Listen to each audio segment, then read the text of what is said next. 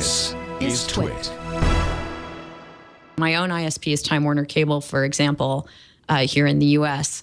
And its internet safety and parental control option is just to outsource it to McAfee. Apparently, they give you some sort of free McAfee prescription with your account, which doesn't work if you have a Mac, by the way. So, I mean, it's sort of a way for them to say, oh, yes, we take care of that, but they don't really, actually.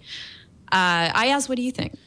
Now, you said these would be easy and intuitive if it's required by law in the UK. Is that actually in the legislation at all, or is that just what you're No, guessing? I don't think the words easy or intuitive are in the legislation. Well, that's the thing. There are lots of parent-friendly filters out there. I've got a kid, but I'm also a nerd, so I probably would be doing this myself on my router level and things like that. I don't know if there's what kind of tools are going to be mandated, the exact implementation. That will make a difference. How easy is it to get to that setting? If it's hidden by default, do you have to go into the advanced settings in that account page that Michael's talking about? Because your ISP's pages are really about paying your bills. It's right up there with government level websites of like, wow, what a mess, at least in my experience with Xfinity and Comcast and Time Warner a long time ago. So if these pages are still built in these horrible ways, I don't know how easy it'll be to turn off these mandated filters.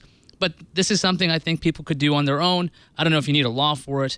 And the people that will want to work around it will find a way to work around it, because it's not like it's being shut off from coming into the country. It's just you will not be able to see this unless you click a button.